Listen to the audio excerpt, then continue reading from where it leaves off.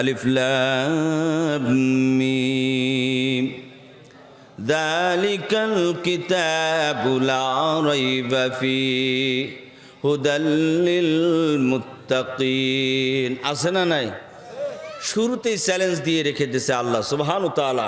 গোটা বিশ্বের মধ্যে, গোটা পৃথিবীর মধ্যে যত গ্রন্থ দেখবা, সমস্ত গ্রন্থ পিছনে যা এসেছে, যা বর্তমান রানিং আছে এবং ফিউচারে যত কিতাব আসবে, সমস্ত কিতাবের ওপরে হলো আমার কিতাব, তার ভিতরে কোনো সন্দেহ নেই। সুবহানাল্লাহ। আল্লাহ কেমনে বলেছেন লা রাইবা ফি? উলামায়ে কেরাম বলবেন, জি সরি, উলামায়ে কেরাম বুঝবেন লা নফিজেন্স, আর রয়বুন শব্দটা অনির্দিষ্টকালের জন্য আসে। কিন্তু লা নফিজেন্সের পরে আল্লাহ রয়বুন শব্দটা কিছু করতে পারতেন, যেহেতু এটা অনির্দিষ্টকালের শব্দ, এই জন্য অনির্দিষ্টকালের জন্য মহাগ্রন্থ আল কুরআন আপনাদের মাঝখানে ছেড়ে দিয়েছে একদম টোটাল আকারে, যে এর ভিতরে তোমার পূর্ববর্তী বাপ দাদা 14 গোষ্ঠী যত গেছে তারা কোনোদিন ভুল খুঁজে পায়নি, পাবে না, চিন্তাও করতে পারবে না। বর্তমান যারা বাপ দাদা 14 গোষ্ঠী আছে তারাও কোনোদিন ভুল ধরতেও পারবে না, খুঁজেও পাবে না, এর হিস্টোরিও তারা আলগা করতে পারবে না। এবং ফিউচারে রয়বুন শব্দটা দিয়ে আমি কমপ্লিট করে দিলাম যে এখান থেকে শুরু করে আদি দিগন্ত থেকে শুরু করে পরবর্তী প্রজন্ম অর্থাৎ কিয়ামত পর্যন্ত যত জন্ম আছে, প্রজন্ম, সমস্ত জন্মে যত গ্রন্থ আসবে সমস্ত গ্রন্থে সন্দেহ পাইবা, কিন্তু আমার গ্রন্থে কোনো সন্দেহ নাই। সুবহানাল্লাহ বলেন। এই জন্য আল্লাহ সুবহানাহু ওয়া তাআলা কোরআন নাজিল করলেন। আলিফ লাম মিম যালিকাল কিতাব লা রাইবা ফি। 1 নম্বর সিফাত আমরা পাইলাম। 2 নম্বর সিফাত হলো হুদাল লিল মুত্তাকিন।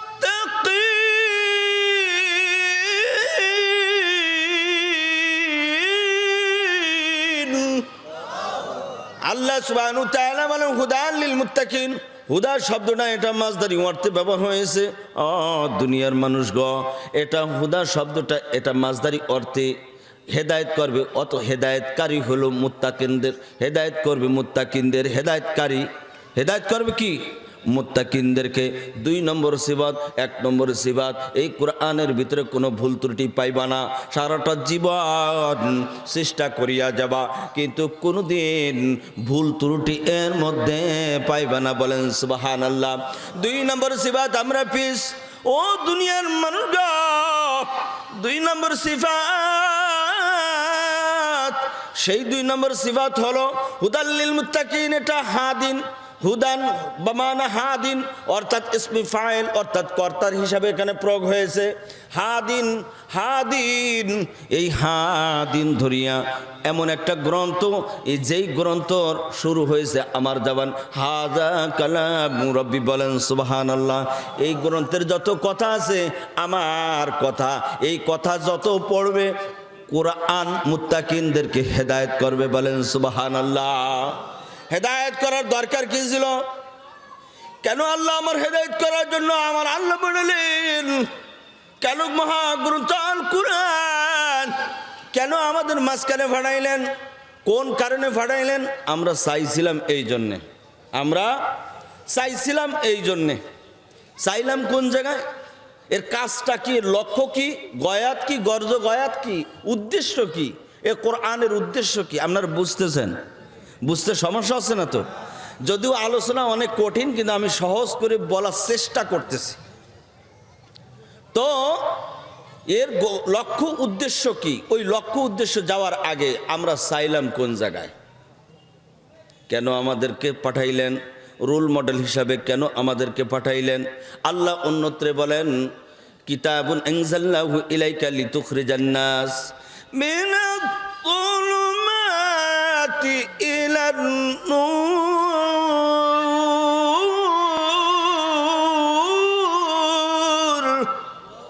কিতাবুন আনজালনাহু আই আনজালনাল কুরআন, আমি যেই গ্রন্থ নাজিল করেছি ওই মহাগ্রন্থ যেটা তোমরা দেখতেছো, এই মহাগ্রন্থ আমার হাবিব জনাবে মুহাম্মদুর রাসূলুল্লাহ সাল্লাল্লাহু আলাইহি ওয়াসাল্লামের কাছে আমি পড়াইছি। কেন আমি পড়াইলাম? দুনিয়ার মানুষকে পড়ে পড়ে শোনাবে আর বলবে হাযা কালামু রাব্বি, এটা এমন একটা গ্রন্থ যেই গ্রন্থ অনুসরণ করার সঙ্গে সঙ্গে আল্লাহ সুবহানাহু ওয়া তাআলা যত পাঠ করবে তত নূর, তত জ্যোতি, আমার আল্লাহর তত জ্যোতি প্রত্যেকটা মুমিন মুসলমানের অন্তরের মধ্যে ঢুকে যাবে। বলেন সুবহানাল্লাহ।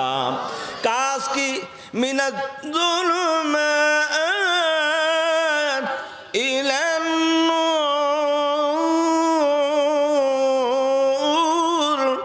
এটা এমন একটা মহাগ্রন্থ যেটার কাজ হলো অন্ধকার দূর করে দিয়ে সমস্ত মানুষকে আলোর মধ্যে নিয়ে আসবে। সুবহানাল্লাহ বলে। এত সুন্দর করে আপনাদেরকে কোরআন বুঝাইছে, এরপরও নামাজ পড়ে না। দোষ কি আল্লাহর? কথা বলে না। দোষ কার? আপনার। দোষ কার? বুঝলাম অন্ধকার পথ থেকে আমাদেরকে আলোর পথে নিয়ে আসবে, তাহলে আমরা কেন অন্ধকার পথে যাব? ও দুনিয়ার মানুষরা, রুহের জগতে যেই কথা বলেছিলাম, ক্বালু বালা, আমি কি আমরা বলেছিলাম হ্যাঁ আপনি আমাদের প্রভু? এই হ্যাঁ আমাদের প্রভু এই কথা বলার পর দুনিয়ার জগতে আসার পরে এখন আমাদের প্রভু আমার আল্লাহ, ওই আল্লাহকে ভুলে গিয়েছি, ভুলে যে নামাজও ত্যাগ করে দিয়েছি, রোজাও ত্যাগ করে দিয়েছি, ঠিকমতো নামাজ কালামের ধারি না, পথ দিয়ে চলার সময় এদিক সেদিক চাই, পর মহিলার দিকে চাই। এখন আমরা অন্ধকার জগতে আসি না ভালো জগতে আসি? বলেন। আমরা সবাই অন্ধকার জগতে আসছি। ওই যে আলাস্তু বিরাব্বিকুম আল্লাহ প্রশ্ন করলেন, ওই প্রশ্নের কারণে আমরা যে জবাব দিয়েছিলাম ওটা মনে করাই দেওয়ার জন্য পথ প্রদর্শন হিসাবে আমার আল্লাহ কোরআন এই দুনিয়ার জগতে পাঠাইছে, যাতে যেই বনি আদমদেরকে আমি বানাইলাম, যত মুসলমান আমি তৈরি করলাম, গোটা পৃথিবীর ভিতরে যত মানুষ পাঠাইছি, যত পাঠাচ্ছি, যত পাঠাবো, সবাই যাতে এই কোরআন ধরে এই কোরআনকে সামনে রেখে চলে, তাহলে সোজা জান্নাতে চলে যাবে। বলেন সুবহানাল্লাহ। আমরা চাইলাম কোথায় কোরআন? কোন জায়গায় কোরআন চাইলাম? চেয়েছি কোথায় হুজুর? কোরআন আমরা কোন জায়গায় চাইছি? আপনি বলবেন কোরআন আমরা চাইছি কোন জায়গায়? এর আগের সূরা আছে না, সূরা বাকারার আগে কোন সূরা? সূরা ফাতিহা, 1 নম্বর সূরা। 1 নম্বর সূরার নাম কি? সূরা ফাতিহা। এই সূরা ফাতিহার ভিতরে আল্লাহ পাক বলেন আলহামদু, আছে না নাই? আলহামদুলিল্লাহি রাব্বিল আলামিন আর রহমানির রহিম মালিকি ইয়াউমিদ্দিন ইয়্যাকা না'বুদু ওয়া ইয়্যাকা নাস্তাঈন। আছে না নাই? আল্লাহ সুবহানাহু ওয়া তাআলা হাদিসে কুদসির ভিতরে বর্মান 2টা হাদিস পাওয়া যায়। 1 নম্বর হাদিস, যখন আমি নামাজে দাঁড়াইয়া আমার আল্লাহর কাছে প্রার্থনা করার জন্য দাঁড়ায় যায়, আল্লাহু আকবার বলে যখন দাঁড়ায়, সানা তাও তাসমিয়া পড়ার পর সূরা ফাতিহা দিয়ে শুরু যখন করে, ওই সময় বলতে দেয় কি আলহামদুলিল্লাহ। আমার আল্লাহ তখন বান্দার সামনে দাঁড়ায়, আমার বান্দার সামনে দাঁড়াইয়া বলে হামিদানি আবদি, আমার বান্দা আমার প্রশংসা করেছে। বলেন সুবহানাল্লাহ। আমার বান্দা আমার প্রশংসা করেছে। আর এই বান্দা কি করে? নামাজের ভিতরে জম্মের খাউজান খাও যায়, মাঝে মাঝে রুকুতে যে চুলকই আসে, আছে না নাই? জম্মের যত খাউজানি আছে সব নামাজের মধ্যে যাইয়া এমন সেটিং করে আর বলা যায় না। একজন অন্ধকে জিজ্ঞাসা করবেন, তোমার তো মামলা যা সাহেবের সামনে তুমি দেখলাম কর জোরে দাঁড়াইছো, কিসের জন্য দাঁড়াইলা কর জোরে? বলে অন্ধ ডাক দেয়, হ্যাঁ পথিক তুমি কি জানো না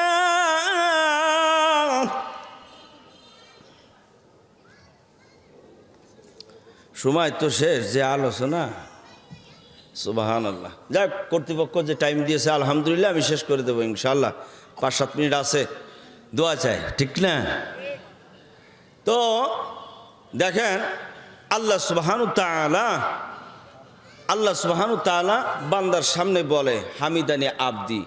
এখন ওই যে অন্ধর কাছে যখন জিজ্ঞাসা করলো, অন্ধ ডাক দিল, পথিক আমি কেন তার সামনে এইভাবে দাঁড়াইছি, আমি কেন দাঁড়াইলাম? কারণ আমি অন্ধ হতে পারি, কিন্তু জজ সাহেব তো অন্ধ না, আমার বেয়াদবি হতে পারে, এই জন্য আমি এভাবে দাঁড়াইছি। দুনিয়ার একজন সাধারণ অন্ধ যদি একজন জজ সাহেবের সামনে এইভাবে দাঁড়িয়ে যায়, মহান আল্লাহর সামনে দাঁড়াইয়া কিভাবে আপনি নড়াচড়া করেন? কথা ঠিক কিনা? দাঁড়াইছি আমার আল্লাহর সামনে। আমার আল্লাহ খলাকাস সামাওয়াতি ওয়াল আরদ, নবমণ্ডল তৈরি করলেন আমার আল্লাহ, ভূমণ্ডল তৈরি করেছিলেন আমার আল্লাহ, সমগ্র জাহান আমার তৈরি করেছিলেন আমার আল্লাহ, মানুষকে বানাইছেন আমার আল্লাহ, পশুদেরকে বানাইছেন আমার আল্লাহ, সব কিছু বানাইলেন আমার আল্লাহ। ওই আল্লাহর সামনে দাঁড়াইয়া এখন আমি ফাইজলামি শুরু করে দিয়েছি, নামাজের মধ্যে আমার কোনো মন নাই, এমন অবস্থা আমাদের সমাজে আছে না নাই? আরো জোরে বলেন, আছে না নাই? আমি বললাম আলহামদুলিল্লাহ। অন্য হাদিস শরীফের ভিতরে, হাদিস কুদসির ভিতরে আল্লাহ সুবহানাহু ওয়া তাআলা ডাক দিয়ে বলে, মানিল হাম, প্রশংসা কার জন্য করলি? এ দুনিয়ার মানুষরা, প্রশংসা করলি কার জন্য? এ কথা বলার সঙ্গে সঙ্গে আমি আমারও বলতে থাকি, সবাই একটু খেয়াল করে শোনেন। আমি তখন বলতে পারি,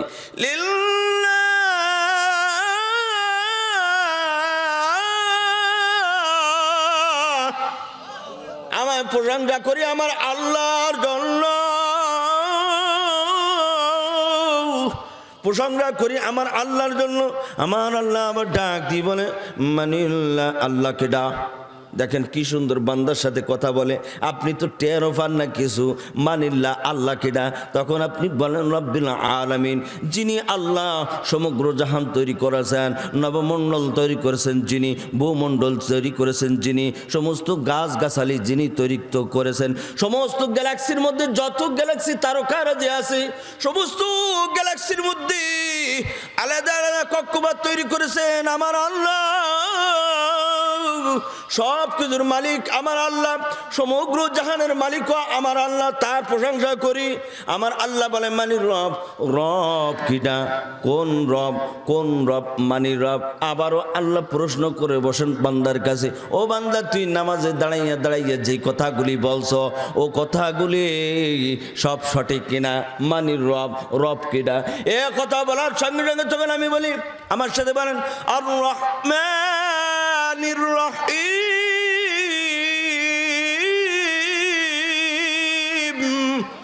আমি তখন বলি, আর রহমান, যিনি বা তিনি, আমি তো মিলাতে পারবো না, সময় কম, আমি যিনি বা তিনি এটার ব্যাখ্যা দিতে পারবো না। ব্যাখ্যা দিতে গেলে কমপক্ষে 1 ঘন্টার সময় লাগবে। এই যে তিনি বা যিনি, তিনি বা যিনি, তিনি অত্যন্ত দয়াময়, দয়ালু। আবার আল্লাহ প্রশ্ন করেন, মানির রহমান, মানির রহিম। আপনি তখন বলেন, মালিক ইয়াউমিদ্দিন। আমার আল্লাহ আরশের স্থির থাকতে পারে না, বন্দার সামনে সরাসরি উপস্থিত হয়ে যায়। বলেন সুবহানাল্লাহ। বান্দার সামনে বলে, বান্দা তুমি কি বললা? মালিক ইয়াউমিদ্দিন, কিয়ামতের দিনের মালিক তুমি আল্লাহ। এ কথা বলার সঙ্গে সঙ্গে আমার আল্লাহ ডাক দিয়ে বলেন, আনা মালিক ইয়াউমিদ্দিন। বলেন সুবহানাল্লাহ। তিনি বা যিনি, এখন তিনি চলে এসেছেন, এই জন্য হাদিসে কুদসির ভিতরে আমার আল্লাহ বলেন, আনা মালিকু ইয়াউমিদ্দিন, আমি কিয়ামতের দিনের মালিক। বলেন সুবহানাল্লাহ। প্রেজেন্ট হয়ে গেছে, এখন আর তিনি যিনি নাই। কিন্তু বান্দা কেন এত প্রশংসা করে? কোন কারণে? সময় সংক্ষেপ, আমি আলোচনা দীর্ঘায়িত করব না। বান্দা এই যে প্রশংসাগুলো করে, এরপরে আমার আল্লাহ বলে, মতলব তো বেশি ভালো না, মতলব বেশি ভালো না। এত প্রশংসার পিছনে কোনো কিছু আছে, কিছু একটা তো অবশ্যই আছে, না থাকলে বান্দা এইভাবে প্রশংসা করবে কেন? ধরেন এক ব্যক্তি আপনার দিয়ে একটা কাজ উদ্ধার করবে। ধরেন আপনি যাবেন এখান থেকে হলো যাত্রাবাড়ি, তো যাত্রাবাড়ি যাইতে গেলে যে লোক যাবে তার সামনে যাই কীভাবে বলতে হবে যে আপনার মতো তো এই এলাকায় লোকই হয় না, আপনার গাড়ি আছে, কথা বলছেন না? ওই যে গাড়ি আছে, কি আপনার মতো লোক আর হয় না, পাম্প পট্টি যা আছে হাওয়া সব দেওয়া শুরু করে। আপনি সবসময় পরোপকারে ঝাঁপাইয়া পড়েন, অমুক করেন তমুক করেন, এটা দিলের দেওয়ার পরে তখন ওই লোকটা জিজ্ঞাসা করে, ভাই আসলে তুই কি করতে চাস, ওই কথাটা বলে ফেল, আমার সময় কম। তখনও বলে, ভাই আপনি তো যাত্রাবাড়ি যাচ্ছেন, আমার একটু যাত্রাবাড়ি নামাই দিন। কি কথা ঠিক কিনা? মালিক ইয়াউমিদ্দিন,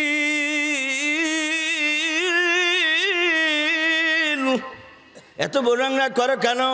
তখন বান্দা বলে, ইয়াকা না'বুদু। এইবার আল্লাহর সরাসরি ডাইরেক্ট প্রশংসা ঢুকে গেছে, আল্লাহ তোমার ইবাদত করি। সুবহানাল্লাহ বলেন। আল্লাহ তোমার ইবাদত করি, আল্লাহ তোমার ইবাদত করি। ওয়া ইয়াক, এইবার শুরু করছে, ওয়া ইয়াকা নাস্তাঈন।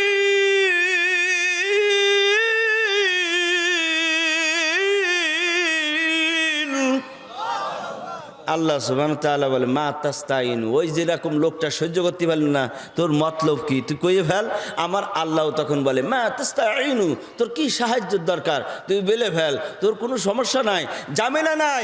আমি এমন একজন ব্যক্তি, এমন একজন মহা আল্লাহু আকবার, মহা আল্লাহ, যার কোনো তুলনা নাই, অসীম পরম করুণাময় আল্লাহ, তোর কি লাগবে কোয়া, কারণ আমার বউ নাই। সুবহানাল্লাহ বলেন। আমার বউ নাই, আমার বিবি নাই, আমার বাল বাচ্চা নাই, আমার সন্তান নাই, আমি সন্তান কাউকে জন্ম দেই নাই, কাউকে আমি জন্ম দেই নাই, আমি কারোর থেকে জন্ম নেই নেই। লাম ইয়ালিদ ওয়া লাম ইউলাদ, আছে না নাই? কারোর থেকে জন্ম নেই নাই, কাউকে জন্ম দেই নাই, সব কিছু আমার উন্মুক্ত। দুনিয়ার জগতে যাস, আমার কোনো পিছনের শ্বশুর শাশুড়ি নাই, আমার কোনো মা বাপ নাই, আমি একজন ওয়ান ইন ওয়ান আল্লাহ। বলেন সুবহানাল্লাহ। আমার কাছে কি সাহায্য চা, তুই একটু গভীর রাত্রে দাঁড়ায় যা। ও বান্দা, পেরেশানিতে পড়ছো, টাস করে তুই ওযু করে মসজিদের মধ্যে ঢুকিয়া যাইয়া নিবিলি তুই আমার সামনে চা। তোমার গোলাম অনেক দূরে, কখনো কোনো সময় কোনো কিছু চায় না। আজকে মসজিদের মধ্যে ঢুকলাম, আল্লাহ মসজিদের মধ্যে ঢুকিয়া তোমার কাছে আমি এমন জিনিস চাই, আমার বিবি অসুস্থ, আমার ছেলে অসুস্থ, আমার মা অসুস্থ, আমার বাবা অসুস্থ। ও আল্লাহ, তুমি আমার বাবাকে সুস্থ করে দাও। আমার আল্লাহ বলে, এগুলো আমার কোনো ক্যাটাগরিতে আসে না, আমি যেহেতু আল্লাহু সামাদ, আমি কোনো কিছুর মুকাফেকি না, এ কারণে আমি মুকাফেকি হইলাম বান্দার। না না না, কোর কোন মুকাফেকি না। বান্দা যখন আমার কাছে চাইবে তখন সঙ্গে সঙ্গে আমি দিয়ে দেব। বলেন সুবহানাল্লাহ। হাদিস শরীফের ভিতরে আছে, দোয়া প্রত্যেকটা কবুল হয়, ফাসিকের দোয়াও কবুল হয়, নেককারের দোয়াও আল্লাহ কবুল করেন। কিন্তু সাথে সাথে কেন হয় না? কিছু লোকের সাথে সাথে দোয়া কবুল হয়। আমি আলোচনা প্যাক আপ করে দিচ্ছি, কারণ এর লম্বা আলোচনা করা যায়, অনেক লম্বা আলোচনা। ওদিকে যাব না, এমন এক জায়গায় থামবো যাতে আবার আশা না থাকে যে শুনতে পারলাম না। কথা বোঝেন নাই মনে? আর কারণ শেষকালে আবার সমস্যা হয়ে যাবে। কথা ঠিক কিনা? তো বান্দা কাছে এইভাবে বলতে থাকে, মা তাস্তাঈনু, তোর কি সাহায্যের দরকার, চা না। দোয়া কবুল হয় না, দোয়া কবুল হয় না, এটা ভুল কথা একদম। আরে ফিরাউনের দোয়া পর্যন্ত আল্লাহ কবুল করছে। সুবহানাল্লাহ বলেন। আজকে জুম্মায় আলোচনা করেছি, ফিরাউনের দোয়া কবুল করছে। পাহাড়ের গর্তের মধ্যে ঢুকিয়া আকাশের এদিকে গলা লক করিয়া গলার ভিতরে রশি ফাঁসাইয়া তিনি চলতেন, তার মুখের ভিতরে দাড়ি ছিল। আফসোস, এ জমানার মানুষের, মুসলমানের সন্তানের মুখে দাড়ি থাকে না। কথা ঠিক না? নমরুদ, ফিরাউন, হামান যা ছিল প্রত্যেকের দাড়ি ছিল। ও দুনিয়ার মানুষরা ওই জগৎ, ওই পাহাড়ের মধ্যে ঢুকিয়ে ফিরাউন আশা করলো, আনা রব্বুকুমুল আলা, আমি হইলাম বড় খোদা। দুনিয়ার সমস্ত মানুষ, বনি ইসরাইল থেকে নিয়ে মিশরের সমস্ত মানুষগুলো, এরা জানে আমি হইলাম বড় খোদা, কিন্তু আমি জানি আল্লাহ আমি তোমার সামনে কিছুই না। বলেন সুবহানাল্লাহ। ওগো আল্লাহ, আমি তোমার কাছে কয়েকটা জিনিস চাই, আমার কিছুর কোনো প্রয়োজন নাই। এই দুনিয়া আমি বাদশাহী করতে চাই, আখিরাতে আমার কোনো কিছু দরকার নাই, বলেন নাউজুবিল্লাহ। এরকম কিছু লোক আছে না, এই নামাজ পড়ে কি হবে, ওই কথা আর ফিরাউনের কথার থেকে কোনো পার্থক্য আমি দেখি না। নামাজ পড়ে ঠেস মেরে, আবার যদি একজন গরিব মানুষ নামাজ পড়ে, কই তোর কি আছে, আমার তো 10 তালা আছে, তোর 10 তালা নিয়ে তুই গুল্লাই যা, তুই মরলি তোরও যে প্যাকেটে ভরবে ওই পকেটের মধ্যে আমিও ঢুকবো। ওইরকম যত বড় লোক আছে, সমস্ত বড় লোক যে যেমন আছে, কোনোদিন কাউকে ভয় পাওয়ার দরকার না। হ্যাঁ, ইজ্জত দিতে হবে, যে বড় কি ইজ্জত দেয় সে ইজ্জত পায়, এই ইজ্জত ভোলা যাবে না। বাকি যদি তেড়ামি করে দরকার নাই, ওরকম বড় লোক ওগুলো আমি পাশার তলেই রাখি। কথা বুঝে আসছে নাকি? সবসময় এমন মন মানসিকতা নিয়ে চলবেন। আর কেন আল্লাহ অহংকারীকে আল্লাহ পছন্দ করেন না? কারণ আল্লাহ হাদিসে আল্লাহ পাক বলেন, আল কিবরিয়াউ ইজহারি, অহংকার হলো আমার চাদর, আমি সব কিছু বরদাস্ত করতে পারি। জেনা করেছে, গুনাহ করেছে, হারাম কাজ করেছে, পাপ কাজ করেছে, রোজা রাখে নাই, নামাজ পড়ে নাই, সব কিছু বরদাস্ত করতে পারি। কেউ যদি একটু এক জাগরা পরিমাণ অহংকার করে, এইটারে আমি মাফ করি না, এর লগে যুদ্ধ ঘোষণা করে দিই। চিন্তা করছেন আপনি? আমি আলোচনা আর লম্বা করব না। কোরআন কেন চাইলাম, কোন জায়গায় রয়ে গেছে এগুলো, আর আমরা চাইছি কোথায়, আমি তো আলোচনায় ঢুকতে পারলাম না। আমার সময় শেষ, আমি আলোচনা দীর্ঘায়িত করব না।